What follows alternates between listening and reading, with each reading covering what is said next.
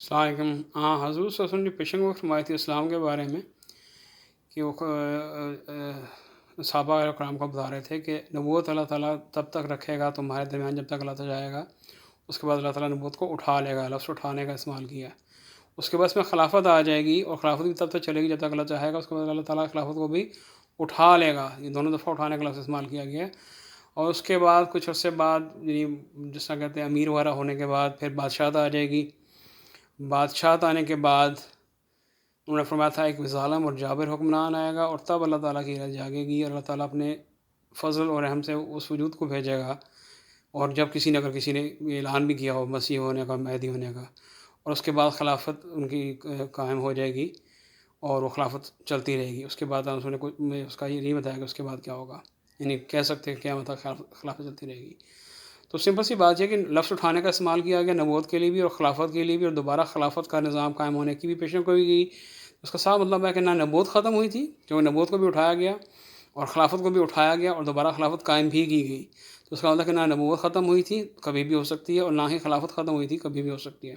اس کے بعد میں فرمایا تھا کہ بادشاہوں کا زمانہ ختم ہوگا اور ایک ظالم اور جابر حکمران آئے گا، اور وہ تھے انگریز۔ اگر آپ جمع تفریق کر سکو، سمجھ سکو تو۔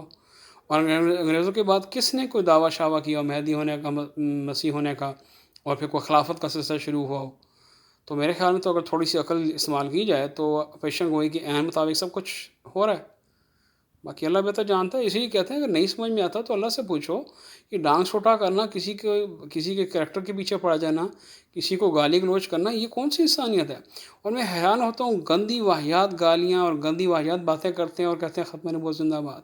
یعنی آپ اپنے آپ کو حضور صلی اللہ علیہ وسلم کا ساتھی بنانے کی یا ان کی امتی بنانے کی بات کرتے ہو، اور ثبوت کیا کہتے ہو؟ گندی گالیاں، مرد آباد، اور یہ اور اللہ تعالیٰ رحم کرے۔ میں تو حیران ہوتا ہوں کہ تم کس طرح کہہ سکتے ہو کہ تمہارے میں امتی والی کوئی بھی بات ہے، جس وجود عظیم و شان وجود صلی اللہ علیہ وسلم کا تم ذکر کرتے ہو، ان کے کسی تصور میں بھی وہ چیزیں شامل نہیں ہیں۔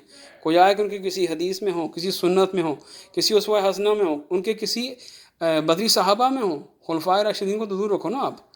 کوئی مثال آپ کے پاس کسی گالی گلوچ ڈانگ سوٹے کی نہیں ہے جو اسلام کے اوپر پھیلا ہو۔ حضور صلی اللہ علیہ وسلم کے ساتھ کیا کچھ نہیں ہوا؟ اور کب حضور صلی اللہ علیہ وسلم اکیلے ہوتے تھے؟ ان کے ساتھ کبھی نہ کبھی کوئی نہ کوئی صحابی ہوتے تھے۔ کس نے تلوار نکالی کسی کے بکواس کرنے پہ، کسی کے گند پھینکنے پہ؟ کس نے کس طرح کا گاٹا اتارا؟ سوال ہی نہیں پیدا ہوتا۔ کیوں؟ سب سے عظیم الشان وجود وہاں پہ کھڑا ہے حضور صلی اللہ علیہ وسلم کا۔ اس کے بعد اللہ اوپر بیٹھا ہوا ہے، تمام تر قدرت کا مالک۔ وہ کچھ نہیں کہہ رہے، وہ کچھ نہیں کر رہے، تو میں ماما لگتا ہوں؟